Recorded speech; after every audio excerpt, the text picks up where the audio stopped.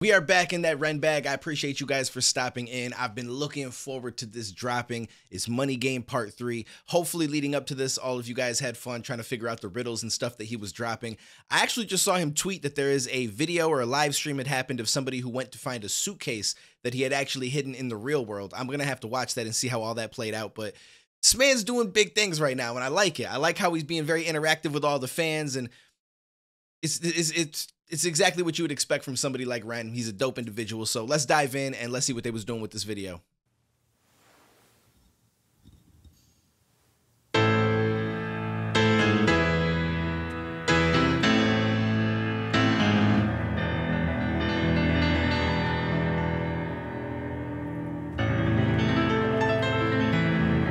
Piano is such a beautiful instrument.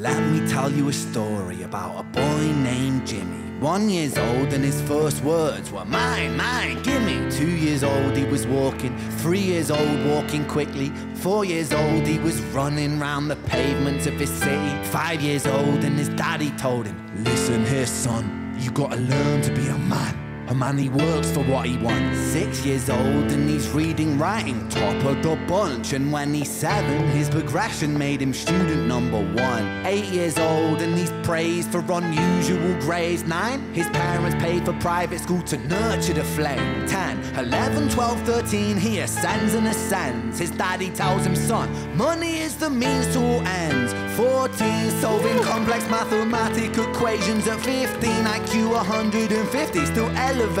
16, he develops complex software code that detects weaknesses in cybersecurity protocols. 17, and he sells his vision, keeping the share. Not yet an adult, but he's practically a millionaire. 18, and his daddy tells him, now you're a man. This world don't give a damn about you, so take all that you can. 19, he turns a profit, stocks and shares, invest in product. 20, double down deposits. 21, his income rockets. 22, he learns the truth is just an obstacle to wealth. If you manipulate the data, then the lie will sell itself. Ooh, I like that. That the truth is just an obstacle to wealth. That's an interesting thing to say. And it's crazy that it almost is. And I think he's going to go into that further, the whole manipulating. But I just had to stop it for a minute because I like this whole buildup. I like how he's going through from, 1, 2, 3, 4, like just explaining this kid's progression, what his father told him, this is okay. This is dope. This is dope. Now, there's more to life than that, obviously. And that might end up being part of the theme of this. But at the same time, it's sad that life kind of does work that way, right? Like This world doesn't care about you. Get what you can. There are good people amongst the world, but overall, it seems like it's kind of a dog-eat-dog world. You know what I mean? 18 and his daddy tells him, now you're a man. This world don't give a damn about you, so take all that you can. 19, he turns a profit, stocks and shares, invest in product. 20, double down deposits. 21, his income rockets. 22, he learns the truth is just an obstacle to wealth. If you manipulate the data, then the lie will sell itself. 23, a life of luxury, crystal and cocaine. 24, he makes the Forbes list, they're applauding his name. 25, and his daddy tells him, listen here son, while you're sitting in that palace, that don't mean that you won. 26, a business shift, he switches business to arms. He's 27, dealing nuclear and shells in Iran. 28, inside the Senate, money bought him a seat. He's 29, a role of counsel in the president's suite. Now he's 30, his daddy says you're losing the race. You're just a servant to the king, not even in second place. 31, a big maneuver for his daddy's approval, moving imports over borders from the exports out of Cuba. 32, moving grams, growing kilos to tons. He's 33, filling warehouses with powder and guns. 34, turf war with nobody to stop it. Blind eye from the po-po inside of his pocket. This is a really creative concept. I like this. 35, he gets the call. I'm sorry, son, but it's your father. Had a heart attack, I'm sorry, he's gone. 36, getting pissed up, abusing his product. 37, eyes glazed, disposition demonic. 38, with a prostitute, a moment of passion, heating up a silver spoon and then chasing the dragon. 39, getting reckless and hungry for power. Daddy's words are still driving him to kill and devour. Makes a move against the cartel, but the strategy's flawed. They retaliate and leave him in a hospital ward. A bullet buried in his vertebra and one in his leg. The doctor sighs and says, I don't think you'll be walking again. Fuck.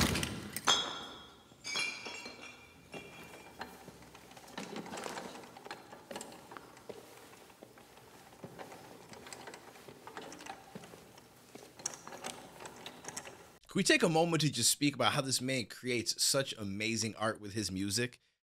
This whole concept of you know, pretty much chasing what his father told him he should chase, chasing what you assume was probably his father's dream, where he fell short, and try to put this narrative into his kid about what you have to do and how you have to just go for it, and power, money, you know what I'm saying, and stuff like that. And the kid goes on to do that, and it kind of just becomes who he is.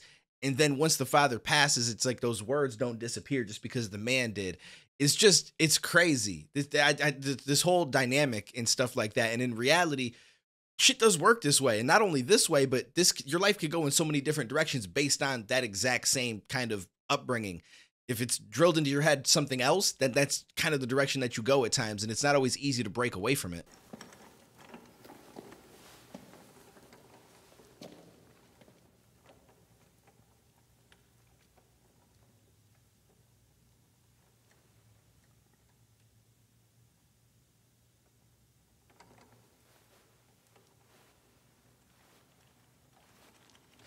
Let me tell you a story about a boy named Jimmy. He was 40 and he cursed the words, mine, mine, gimme. 41, he wasn't walking. 42, not walking quickly. 43, never running round the pavements of his city. 44, inside a palace with a mountain of gold. But those riches turn to rubble when perspective evolves, weighing heavy on his conscience. Yo, I like that. But that, whoo, those riches turn to rubble when perspective evolves is wild how it kind of goes in reverse from 40 on, right? Like Jimmy at the young age was moving around, walking quickly, just getting his life going. And then because of all the stuff that he chased, now by the time he's 40 and he's getting older, it's kind of going in reverse now. Not walking quickly.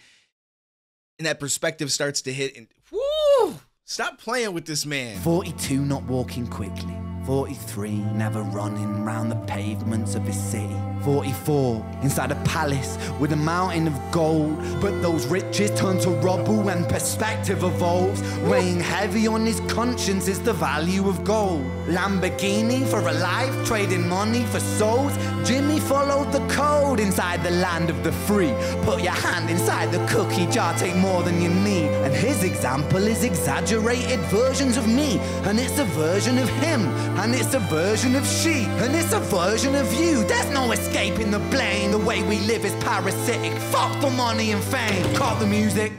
Yo, this is some of the realest shit. This might be one of my favorite songs from Ren easily. The writing on this is unbelievable. The way that we live is parasitic is way too true. Taking more from the cookie jar than you need is wild. And you know, some people continue on with that path. Now, whether or not in this story, him, you know, being confined to the wheelchair is a big part of the perspective changing. Sometimes is the case. Something big has to happen, something major, some kind of change like that. But other times it's just getting older. You start to look at life through a different lens and realize all the horrible choices that you had made and why this maybe wasn't the greatest path. But especially when something like this happens, you start to really realize what's important to you. What, you know what I'm saying? Like, whoo, listen, stop playing with this man. This is amazing. The writing in this is absolutely amazing. Absolutely amazing.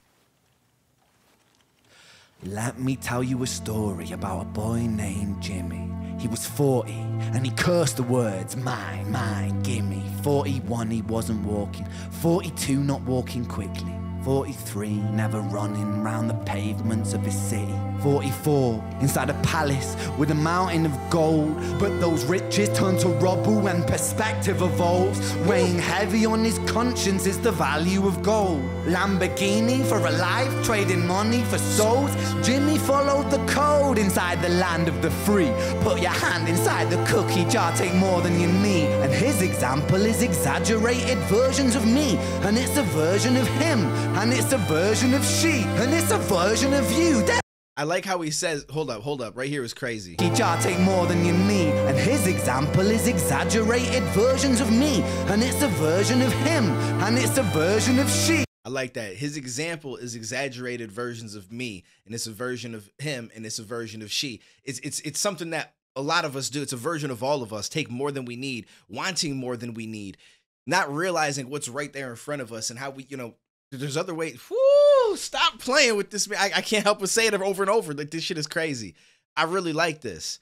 I really like this. And this is something that, now, obviously, I'm not in this position. I don't have riches around me or nothing like that. But it's something that I've noticed myself over the years where it's like I'm so busy chasing stuff and trying to achieve things that sometimes you forget the stuff that actually matters that's around you. And I think a lot of people, as they get older, kind of come to that realization where it's like, man, when's the last time I really like sat down and spent a lot of time with family? When's the last time that I actually went out with friends and was trying to create memories and stuff instead of just constantly thinking of what's the next thing I need to do? What's the next goal I need to reach? Or how can I do this or that so I can excel this forward or whatever? And you don't realize that. It's just like you're trying to...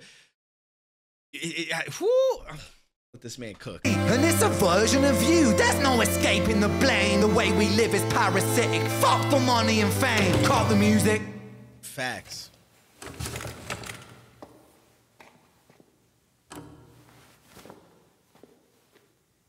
This isn't entertainment. This is real life. The way we live is lunacy, community, it declines. Hyperpolarized, always fighting, then we divide. Truth is less important than the money that we designed. Money's an invention. Politics from our invention. They all come from people's ideas. Did I mention? Border's an invention. Law and order fuel the tension. It leads to people killing each other. My solution...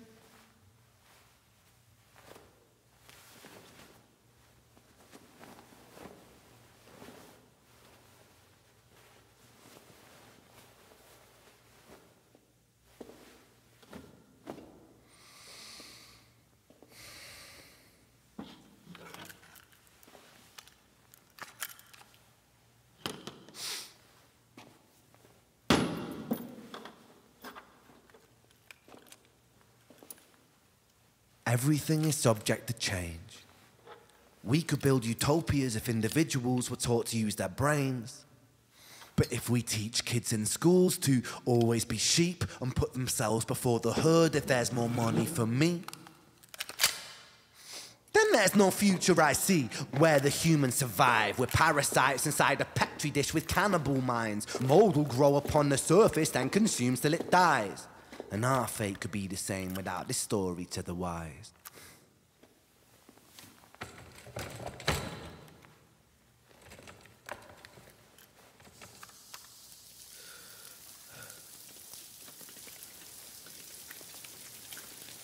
45. Jimmy comes home out of the rain, soaking wet upon a wheelchair, drinking again. He is everything he wants, he is fortune and fame. He's a fortunate fool with an unfortunate fate, with a 45 caliber aimed at his brain. 45 a fitting number cause his age is the same. Here's the words of his father, it's such a damn shame. Then he presses on the trigger of a money game.